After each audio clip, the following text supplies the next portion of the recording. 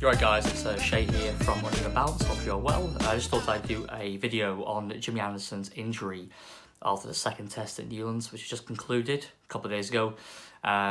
Disappointing to hear, obviously. I mean, he did so well in the first innings, getting 5 for balls 2 overs in the second innings, and obviously pulls up with the injury. So it's not great. I mean, obviously, I think he was obviously trying to prove that he still got what it takes at the highest level.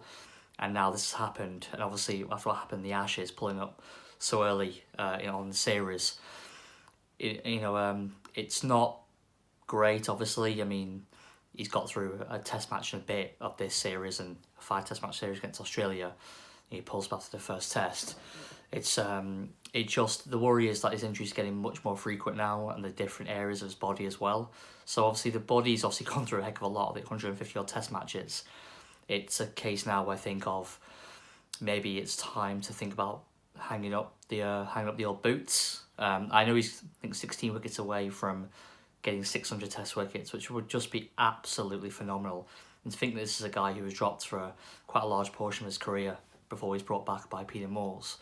I think that he's just done exceptionally well. Obviously reducing, become a different bowler as well from when he started to become what he is now, which is kind of like our version of Philander, you can call it that.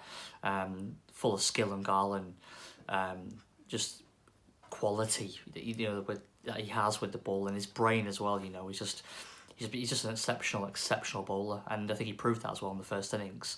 So very disappointing. I think England now, luckily enough, got Wood and Archer back fit, so because of that, it's actually done okay, because I think they probably want to play one of Wood or Archer, probably the latter, in PE.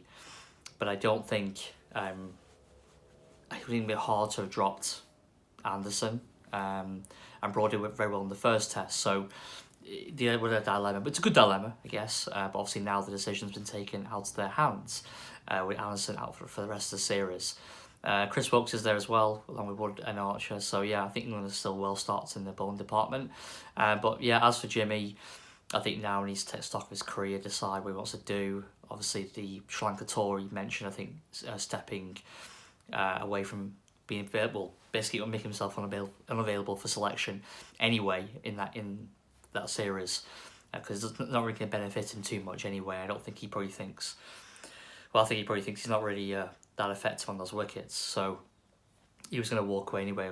Well, not walk away, but said make himself unavailable for selection for that series anyway.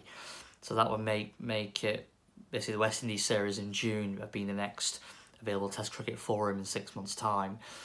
It's a lot of soul searching. Maybe it needs to be taken out of his hands. Maybe Silverwood and the they're going to upper echelons of the senior management at the ECB need to think about what they're going to do with Jimmy. Did he phase him out? Did he make this last summer and say to him, listen, I've quite one side, and say, I think Jimmy, if you make a return in the summer, because he's a very stubborn character, I don't think he'll retire from this. I think he'll want to make a return.